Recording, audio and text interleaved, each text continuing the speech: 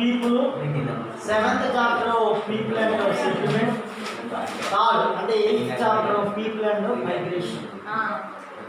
People అంటే population, తెలుగులో ప్రజలు, జనాభా. వరల్డ్ వైడ్గా second largest population country India, first country China. ఇలాంటి టైంలో ఈ లెసన్స్ ఇవ్వడానికి వీలు కాదు. ఏంటంటే India second largest populous country కాకుండా ఇండియాలో పాపులేషన్ అనేది ఎలా సెటిల్ అయ్యింది, అసలు పాపులేషన్ అనేది ఫస్ట్ ఎలా స్టార్ట్ అయింది, ఎర్లియస్ట్ పీపుల్ లైఫ్ స్టైల్ ఎలా ఉంది, మోడర్న్ పీరియడ్లో మరి సెటిల్ లైఫ్ ఎలా ఉంది, మనం తర్వాత మైగ్రేషన్ అనేది ఎందుకు జరుగుతుంది అనేది ఇక్కడ మెయిన్ ఇంపార్టెంట్. మీకు లాస్ట్ క్లాస్లో కొంత టాపిక్ డిస్కస్ చేశాం, people and migration. People and migration అనే టాపిక్ ఇండియా వైడ్గా మిలియన్స్ ఆఫ్ పీపుల్ మైగ్రేట్ అవుతూ ఉంటారు. మైగ్రేషన్ అంటే జనరల్గా 2 టైప్స్ అని చెప్తారు. Number 1 internal migration, number 2 international migration. Internal migration అంటే ద మైగ్రేషన్ అనేది షార్ట్ డిస్టెన్స్లో ఉంటుంది. I mean village to village, village to town, town to town. Internal country wide, state to state, దీన్ని మనం ఇంటర్నల్ మైగ్రేషన్ అని అంటాం. ఇంటర్నేషనల్ మైగ్రేషన్ అంటే migration అనేది అదర్ కంట్రీస్ అంటే ఫారిన్ కంట్రీస్కి మైగ్రేట్ అవుతూ ఉంటారు. ఇండియాలో ఎక్కువగా మనకి 82% మనకి ఎక్కువగా రూరల్ నుంచి టౌన్స్ మైగ్రేషన్ ఎక్కువగా ఉంటుంది. ఇంకొంచెం మనం చెప్పగలిగితే అర్బన్ టు అర్బన్ మైగ్రేషన్ దగ్గర 14%. ఓన్లీ 6-7 అంటే సింగిల్ డిజిట్ మైగ్రేషన్ మరి ఇంటర్నేషనల్ మైగ్రేషన్స్ ఉన్నాయి. మైగ్రేషన్ అనేది ఇక్కడ ఎందుకు జరుగుతుంది, అసలు మైగ్రేషన్ ఎలా ఐడెంటిఫికేషన్ చేస్తారంటే పాపులేషన్ సెన్సెస్లో ఈ మైగ్రేషన్ తీసుకుంటారు. ఎవ్రీ 10 years అంటే మనకి రీసెంట్గా 2011లో సెన్సస్ తీశారు. మళ్ళా 2021 అంటే నెక్స్ట్ సెన్సస్ రావాలి, అంటే జనాభా లెక్కలు అనేవి కలెక్ట్ చేస్తూ ఉంటారు. మీకు ఆల్రెడీ పీపుల్ అనే లెసన్లో ఈ యొక్క టాపిక్ డిస్కస్ చేశారు. ఈ పీపుల్ అండ్ మైగ్రేషన్లో మనం ఫస్ట్ ఇయర్ చూస్తే మీకు లాస్ట్ క్లాస్లో మైగ్రేషన్ అంటే ఏంటి, తర్వాత సీజనల్ మైగ్రేషన్స్ గురించి మనం డిస్కస్ చేసాం.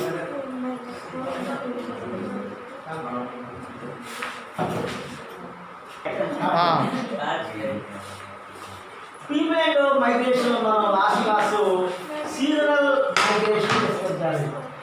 సీజనల్ మైగ్రేషన్స్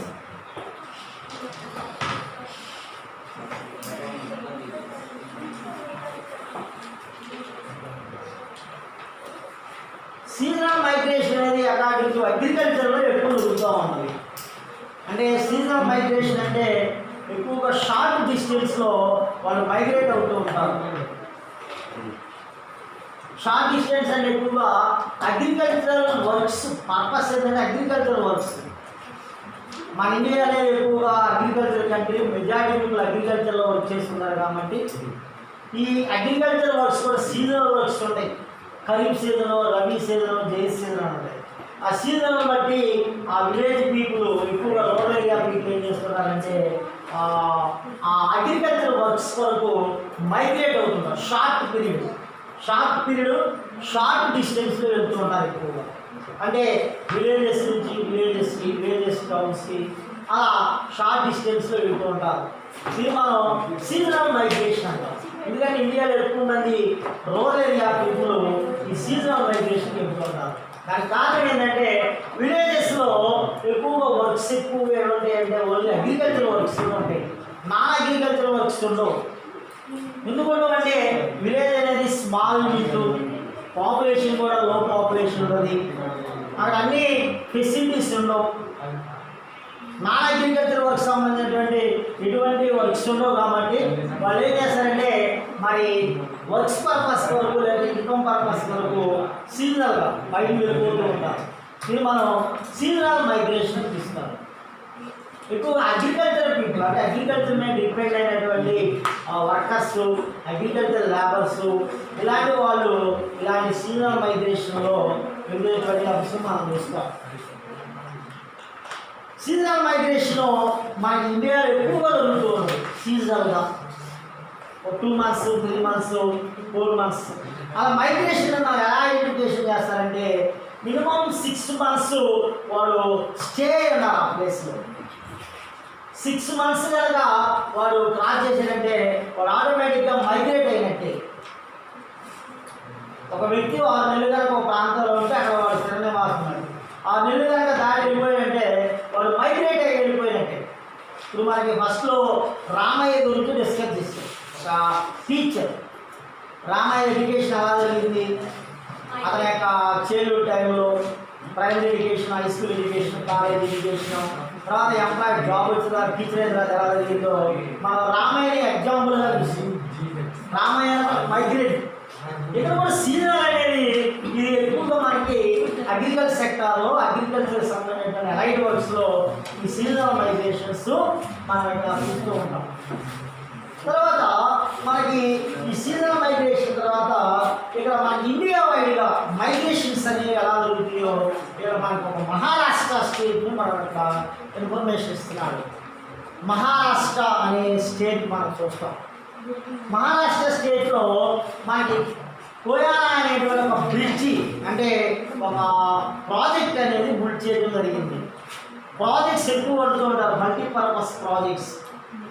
ఎప్పుడైతే కోయానా అనే బ్రిడ్జ్ ప్రాజెక్ట్ కట్టారో ఆటోమేటిక్గా ఆ ఏరియా మొత్తం ఇరిగేట్ అయిపోయింది. మహారాష్ట్రలో వెస్టర్న్ పార్ట్, తర్వాత నార్త్ ఈస్ట్ సౌత్ పార్ట్స్ ఉన్నాయి.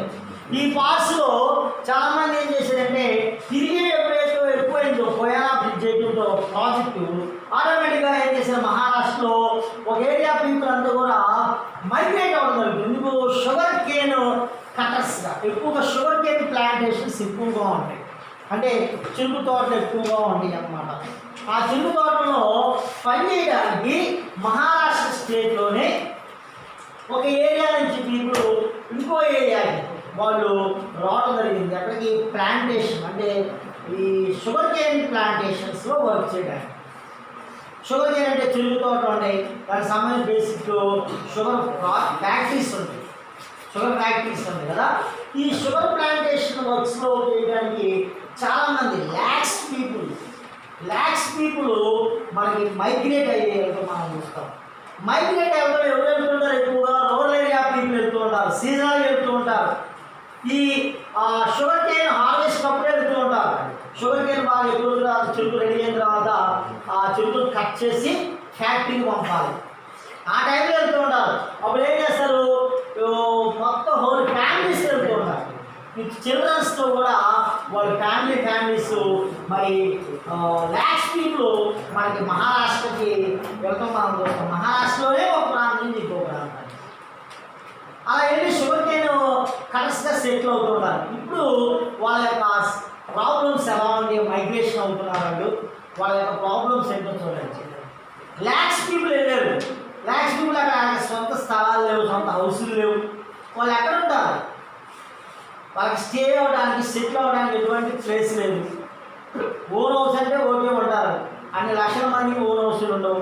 వాళ్ళు ఎక్కడ ఉంటారంటే మనకి సిటీకి లేదంటే విలేజెస్ అవుట్స్కట్స్ ఉంటాయి, శివారు ప్రాంతాలు అంటారు. ఆ ప్రాంతాల్లో వాళ్ళు ఏం చేస్తారంటే ఆ రోడ్ సైడ్న చిన్న స్మాల్ హార్ట్స్ అంటే చిన్న హౌసెస్, మనకి ఈ క్లాత్ హౌసెస్ ఉంటాయి కదా, ఎక్కువ మంది మనం చూస్తూ ఉంటాం. అలాంటివి వాళ్ళు వేసుకుంటారు. అలాంటి హౌసెస్లో మనకి కోపి, గాడి, టైల్ అనే 3 హౌసెస్ మనం ఇక్కడ చూస్తాం. అర్థమైందా? పేర్లు మనకి కోపి, గాడి, టైల్. కోపి అనేది కనుక చూస్తే మనకి 150 హౌసెస్ని కోపి అంటారు, అంటే హౌసెస్ కలిపి. కోపి అనే పేరు అనేది మహారాష్ట్ర వార్డ్స్ అనమాట. అంటే కొంతమంది అక్కడ వెళ్ళిన తర్వాత గ్రూపులుగా ఉంటారు హౌసెస్. వాళ్ళు ఓన్లీ హౌసెస్ ఎలా వేసుకుంటారంటే మనలా వెళ్ళిన చిన్నవి అనమాట, ఒక క్లాత్తో లేదా అలాంటి వాటితో హౌసెస్ వేస్తారు. ఒక 100 నుంచి 150 ఇట్లా కోటి గాడి అనేటువంటి గ్రూప్స్ అన్నమాట, హౌస్ గ్రూప్స్. ఈ హౌసెస్ అని మనకి ఇక్కడ ఇన్ఫర్మేషన్ జరిగింది. ఇప్పుడు ఇక్కడ సెట్ అవుతారు. ఎలా ఉంటారు విత్ ఎలా ఉంటుందంటే హౌసెస్ కూడా విత్ యానిమల్స్ కూడా ఉంటాయి.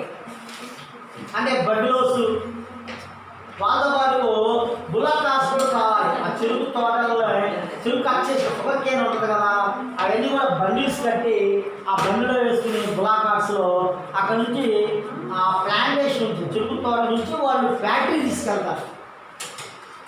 అంటే వాళ్ళతో పాటుగా ఈ కోపి గాడి టైంలో హండ్రెడ్స్ ఆఫ్ హౌసెస్ ఉంటాయి.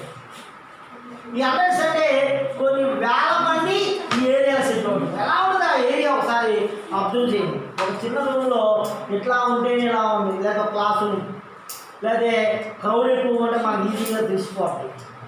అలానే ఒక అవుట్స్కట్ ఏరియాలో ఈ కోపి గాడి టైంలో వాళ్ళు సెటిల్ అయి కొన్ని వేల మంది 100 మంది సెటిల్ అయి ఉంటే దాంతోపాటు యానిమల్స్ కూడా అవన్నీ కూడా వాళ్ళతో పాటు ఉంటే ఆ ఏరియా ఎలా ఉంది, హౌసెస్ ఎలా ఉంటాయో మనకి ఈజీగా ఫైండ్ అవుట్ చేయొచ్చు. ఒక ఫ్యామిలీ గురించి అంటే వాళ్ళు ఎలా కష్టపడుతున్నారు, హార్డ్ వర్క్ మనం ఇక్కడ చూద్దాం. మైగ్రేషన్ అవ్వడం అంటే ఎందుకు అవుతున్నారు, ఇన్కమ్ కూడా వాళ్ళ బ్రతుకు తెలుగుకోవడం, బ్రతకాలి వాళ్ళు. అగ్రికల్చర్ పీపుల్ అంటే వాళ్ళు ఎడ్యుకేటర్స్ కాదు. ఇప్పుడు ఏం చేస్తారు వాళ్ళు, ఈ కోపి గారు ఎర్లీ మార్నింగ్ వెళ్ళిపోతారు. ఎక్కడికి వెళ్తారంటే అగ్రికల్చర్ ఫీల్డ్స్లో వెళ్తారు, అంటే షుగర్ కేన్ ప్లాంటేషన్స్లోకి వెళ్తారు. చెరుకు తోటలో వెళ్ళిన తర్వాత ఎవరెవరు వెళ్తారో ఒక ఫ్యామిలీ తీసుకున్నాం, మదరు ఫాదరు వాళ్ళ చిల్డ్రన్, ఒక అబ్బాయి వెళ్ళారు. ముఖ్యంగా తర్వాత ఏం చేస్తారంటే వాళ్ళ ఫాదర్ ఏమో ఈ యొక్క బులాకాస్ అంటే బళ్ళు, అంటే జంతువులతో కట్టిన ఎదురు బళ్ళు, దురపూరు బళ్ళు అంటాం కదా, అలాంటి బండి అతని దగ్గర ఉంటుంది. వీళ్ళందరూ వెళ్ళిన తర్వాత అవన్నీ కూడా వాళ్ళ మదరు కట్ చేస్తారు. ఆ షుగర్ కేన్స్ కట్ చేసిన తర్వాత అవన్నీ కూడా కింద పడేస్తారు. ఆ షుగర్ కేన్ ఏముంటాయంటే కొన్ని బ్రాంచెస్ ఉంటాయి, అంటే వాటి యొక్క ఆకులు అవన్నీ కూడా మొత్తం కూడా క్లీన్ చేస్తారు, రిమూవ్ చేస్తారు. రిమూవ్ చేసి ఆ బండిల్స్ కింద పడేస్తారు. ఎవరు, ఆ పేరెంట్స్. షుగర్ కేన్ కటింగ్ అనేది చాలా హార్డ్ వర్క్, చాలా హార్డ్ వర్క్. ఒక విధంగా చెప్పాలంటే టెక్నికల్గా కట్ చేయాలి. షుగర్ కేన్ చెరుకు తోటలో వెళ్ళడం అంటే చెరుకు తోటలో చెరుకును కట్ చేసి వాటికున్న బ్రాంచెస్ ఆకులని రిమూవ్ చేసి అవన్నీ కూడా మనం ఒక బ్రాంచెస్ ఎక్కువగా వ్యవసాయ పనులు చేసేవాళ్ళు అగ్రికల్చర్ ఫీల్డ్స్లో మనం ఏం చేస్తారంటే ఒక స్టెచ్ అంటారు. అంటే స్టెప్ అంటే ఒక తెలుగులో ఏంటంటే లోకల్గా పాయలుగా. ఇప్పుడు వరి కూడా నాటేటప్పుడు వరిని కట్ చేసినప్పుడు కూడా డివైడ్ చేసుకుంటారు ఒక వేలు, అలా డివైడ్ చేసుకుంటారు. డివైడ్ చేసి కట్ చేసుకుంటూ వెళ్ళిపోతారు. కట్ చేసిన తర్వాత అవన్నీ రిమూవ్ చేస్తారు, చాలా హార్డ్ వర్క్. రిమూవ్ చేసిన తర్వాత ఆ బండిల్స్ కింద వేస్తారు. ఆ బండిల్స్ అన్ని వాళ్ళ చిల్డ్రన్ కలెక్ట్ చేస్తారు. చిల్డ్రన్ కలెక్ట్ చేసి వాళ్ళు ఒక ప్లేస్లో పెడతాడు. కొన్ని బ్రాంచెస్ అంటే కొన్ని స్టిక్స్ అని రెడీ అయిన తర్వాత కేన్స్, షుగర్ కేన్స్ అవన్నీ కూడా బండిల్స్ కడతారు. అలా బండిల్స్ కట్టి 1 acre 2 acres అనుకుంటుంది 100 ఎకరాలు ఉంటాయి. వాళ్ళు ఎంతవరకు వర్క్ చేస్తారు, ఎర్లీ మార్నింగ్ వెళ్ళి ఈవినింగ్ దాకా వర్క్ చేస్తారు. వర్క్ చేసి అన్ని బండిలు కట్టిన తర్వాత మళ్ళీ వాళ్ళ ఫాదర్ అక్కడే ఉంటాడు. అవన్నీ కూడా ఆయన ఆ బండిలు అన్నింటినీ కూడా బులాకాస్ ఆ బండిలో ఎక్కించుకుంటాడు. అవన్నీ తీసుకుని కొన్ని కిలోమీటర్ డిస్టెన్స్లో ఉంటుంది ఫ్యాక్టరీ. వాళ్ళు ఉండే కోపి గాడి అనేది కొంత డిస్టెన్స్, కొన్ని కిలోమీటర్లు. ఫ్యాక్టరీ ఒక చోట ఉండేది. ఈ షుగర్ ప్లాంటేషన్స్ ఒక చోట ఉండేది, తిరుగుతోట. వాళ్ళు అక్కడికి వెళ్ళి కట్ చేసిన తర్వాత మళ్ళీ ఈవినింగ్ చేయడానికి వాళ్ళ మదరు లేదా అబ్బాయి ఇద్దరు కలిసి ఇంటికి వస్తారు. మళ్ళీ ఇంటికి వచ్చిన తర్వాత వాళ్ళు ఫుడ్ ప్రిపేర్ చేసుకోవాలి. ఈవినింగ్ అతను మళ్ళీ ఫ్యాక్టరీ వెళ్ళి అవన్నీ కూడా బండిల్స్ అన్నీ కూడా షుగర్ కేన్ మొత్తం కూడా ఫ్యాక్టరీలో నింపేసారు. మళ్ళీ నింపి ఆ బులాకాస్ బండితో మళ్ళీ ఇంటికి వస్తారు. కోపి గాడి టైమ్స్ ఉన్నాయి కావాలి అక్కడికి వచ్చేస్తారు. అంటే ఈ వర్క్స్ ఎలా జరుగుతుందంటే మైగ్రేషన్ అయినప్పుడు వాళ్ళు అనుభవించే బాధలు, వాళ్ళ కష్టాలు ఎలా ఉంది అంటే ఆషామాషిగా ఉంటాయి. బ్రిటిష్లో కూడా ఎక్కువగా మనకి చిండు తోటలే కాదు, చాలా ఉన్నాయి వర్క్స్ లాంటివి. ఎక్కువగా ఇటుకరాల బట్టీలు ఉంటాయి, ఇటుకలు తయారు చేసేటువంటి ఈ యొక్క పనులు చేసేవాళ్ళు కూడా మనం చూస్తాం. మనకి ఇటుకలు ఉంటాయి కదా, వాటిని బ్రిటిష్ అంటారు. వాటిలో కూడా ఎక్కువగా వర్క్ చేస్తుంటారు. చాలా వర్క్స్ ఉంటాయి, మైన్స్లో వర్క్ చేసేవాళ్ళు ఉన్నారు. ఇలాంటివి ఎక్కువగా మనకి ఎవరు ఉండాలి వర్క్ చేసేవాళ్ళు అంటే ఇండియాలో ఎక్కువగా ఎస్సీస్ ఉంటారు, ఎస్టీస్ ఉంటారు, తర్వాత బీసీలు ఉంటారు. Scheduled cost people, scheduled tribes people and backward class people ఎక్కువగా ఉంటారు. జాగ్రత్తగా అబ్జర్వ్ చేయండి. ఇండియాలో లో ఇన్కమ్ కానీ లేదంటే కనుక ఎక్కువ మన తెలుగులో బడుగు బలహీన వర్గాలు, దళిత వర్గాలు, షెడ్యూల్డ్ కులాలు, షెడ్యూల్డ్ తెగలు, ఈ వెనుకబడిన కులాలు, లో ఇన్కమ్ పీపుల్, వీళ్ళంతా డిప్రెషన్ క్లాసెస్ అన్నమాట ఒకప్పుడు. ఇలాంటి వాళ్ళు ఎక్కువ ఈ వర్క్స్ చేస్తూ ఉంటారు. లో ఇన్కమ్, అది హార్డ్ వర్క్. ఈ హార్డ్ వర్క్ వచ్చేటువంటి ఇన్కమ్ కూడా చాలా లో ఇన్కమ్ అది. చూడండి, ఈ వర్క్ చేసి మళ్ళీ వాళ్ళ పేరెంట్స్ వచ్చి వాళ్ళ మదరు మళ్ళీ ఫుడ్ ప్రిపేర్ చేసి రెడీ అయిన తర్వాత మళ్ళీ వాళ్ళ భోజనం చేస్తారు. అలా ఉంది చూడండి ఆ కండిషన్స్. ఈ కోపి గాలి టైర్ కండిషన్స్ ఎలా ఉంటాయి, చాలా భయంకరంగా ఉంటాయి. అక్కడ ఏ జంతువులు ఉంటాయి, అక్కడ ఇల్లు ఏమంటే ఇల్లే ఉండదు, ఒక టెంట్ లాగా వేసుకుని ఉంటారు, స్మాల్ హట్స్ అన్నమాట. అలాంటి ఇళ్ళలో ఉంటూ వాళ్ళ జీవన విధానం అనేది ఎంత భయానకంగా ఉండదు. అక్కడ స్ట్రీట్ లైట్స్ ఉన్నాయి, ఇంట్లో లైట్లు ఉండవు, డ్రింకింగ్ వాటర్ ఎంత దూరంలో తెచ్చుకోవాలి, శానిటేషన్ ఉండదు. మనకి ఎంత శానిటేషన్ వస్తుందా చదువుల్లో అసలు ఎటువంటి ఫెసిలిటీస్ ఉండవు. ఒక బయట ఊరు చివరి ప్రాంతాల్లో ఒక టెంట్లాగా వేసుకుని వాళ్ళు జీవనం సాగిస్తూ వలసగా వచ్చి వాళ్ళు పనులు చేస్తూ వాళ్ళ జీవన విధానాన్ని ఎలాంటి పీపుల్ ఇండియాలో ల్యాక్స్లో ఉన్నారు, మిలియన్స్లో ఉన్నారు, మిలియన్స్లో ఉన్నారు. ఇది ఒక ఎగ్జాంపుల్. ఇంకో ఎగ్జాంపుల్ మనకి ఎక్కువగా ఒడిషా, ఛత్తీస్గఢ్, బీహార్, జార్ఖండ్ ఏరియాలో మైన్స్ ఎక్కువ ఉంటాయి. చోటా నాగపూర్ ప్లాట్యూ అంటారు.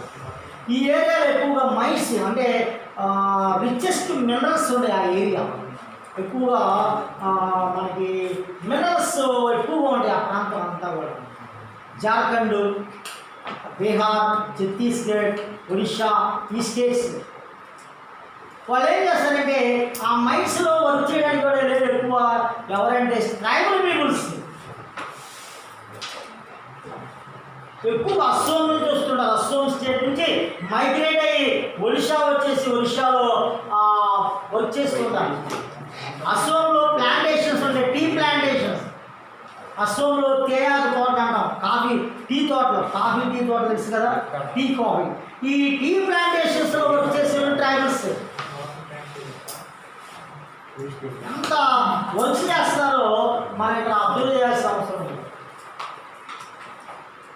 దీని యొక్క మెయిన్ కాజ్ ఏంటంటే ఈ యొక్క వర్క్స్కి వాళ్ళు చేసేటువంటి హార్డ్ వర్క్ ఉండేటువంటి ముఖ్యమైన అంశం ఏంటంటే ఈ యొక్క మైగ్రేషన్లో వాళ్ళు ఎందుకు మైగ్రేట్ అవుతారంటే purpose for the work, purpose for the income.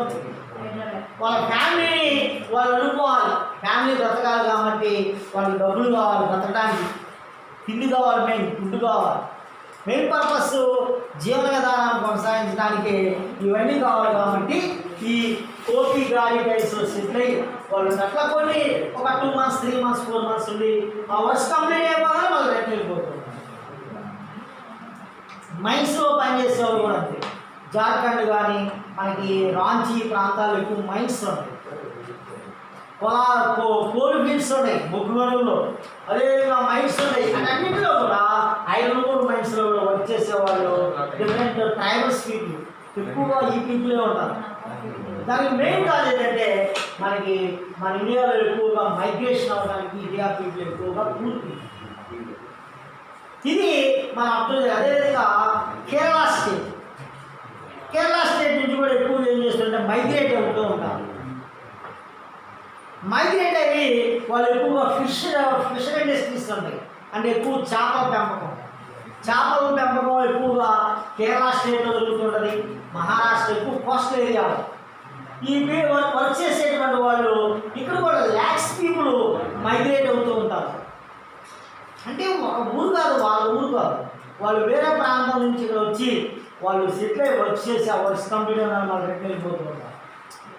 ఇలాంటి పీపుల్స్ని మనం వాళ్ళు అనుభవించే బాధలు, వాళ్ళ కష్టాలు, వాళ్ళ ఎలాంటి వాళ్ళ కండిషన్స్ మనం ఒక ఎగ్జాంపుల్గా చూడవచ్చు.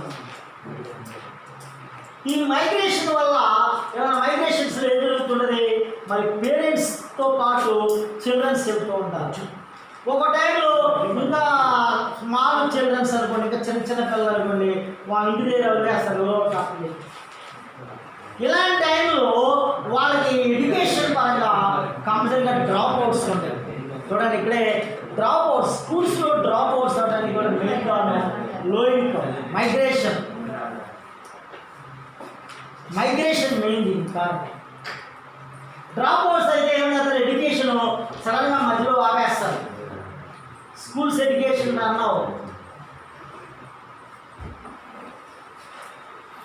ఎడ్యుకేషన్ అనేది బ్రేక్ అయిపోతుంది, అక్కడ డ్రాప్ అవుట్స్ వచ్చేస్తారు ఎక్కువ.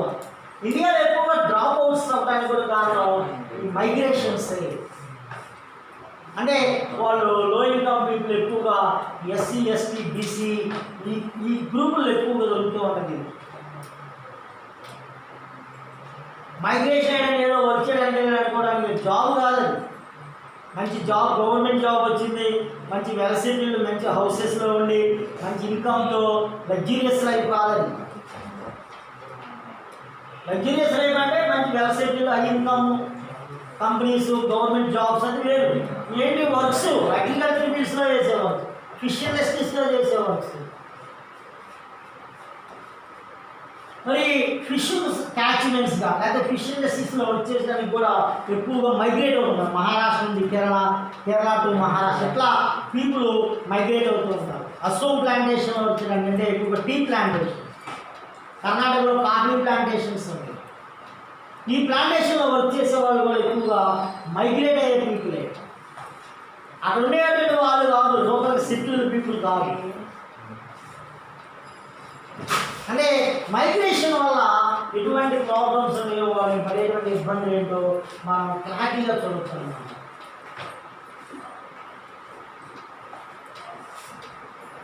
మైగ్రేషన్ అనగానే మైగ్రేట్ అవుతారని కాదు. తర్వాత ఇండియాలో మైగ్రేషన్స్ మనం ఒకసారి అబ్జర్వ్ చేస్తే మరి సెమీ స్కిల్డ్ పీపుల్ మనం ఇక్కడ క్లియర్గా చూస్తాం. ఇండియన్స్ ఎక్కువగా సెమీ స్కిల్డ్ పీపుల్.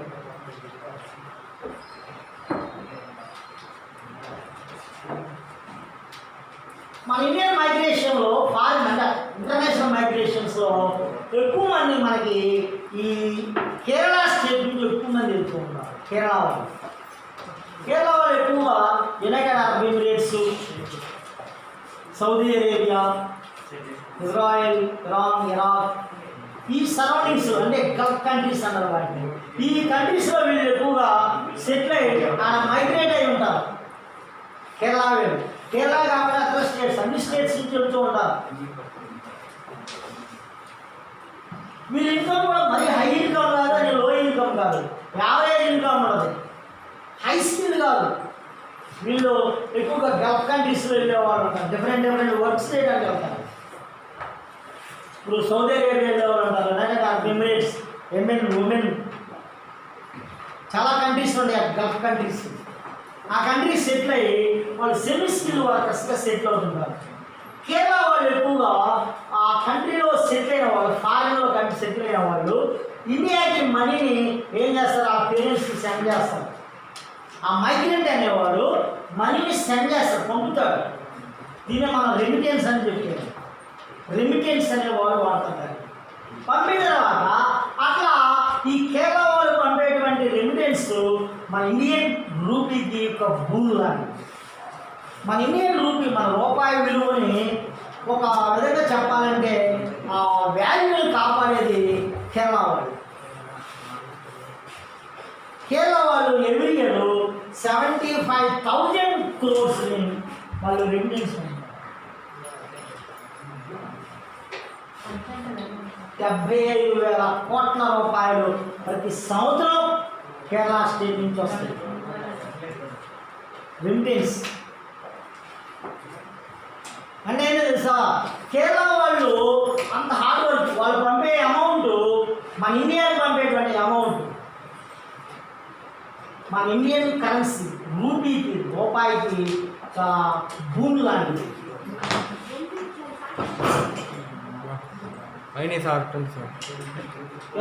ఇది ఒక ఇంపార్టెంట్ పాయింట్. సరే, ఈ పీపుల్ మైగ్రేషన్లో మనం ఈ రోజు వరకు లెసన్లో చాలా ఇంపార్టెంట్ టాపిక్స్ ఉంటాయి ఈ లెసన్లో. పీపుల్ అండ్ మైగ్రేషన్లో ఈ మైగ్రేషన్ ఓన్లీ మీకు ఈ మహారాష్ట్ర షుగర్ కేన్ కటర్స్దే ఈరోజు డిస్కస్ చేసేది. మెయిన్ మహారాష్ట్రలో షుగర్ కేన్ కటర్స్ గురించి మనం డిస్కస్ చేయడం జరిగింది. హోంవర్క్ దీంట్లో ఓన్లీ 2-3 క్వశ్చన్స్ తీసుకుంటారు, small questions.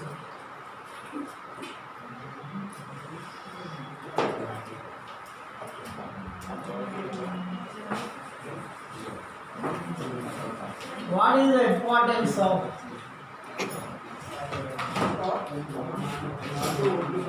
seasonal migration?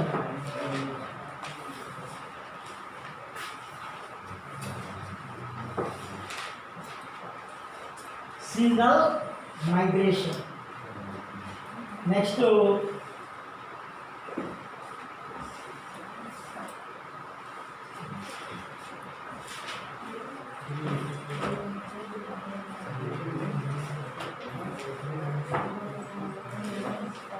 what is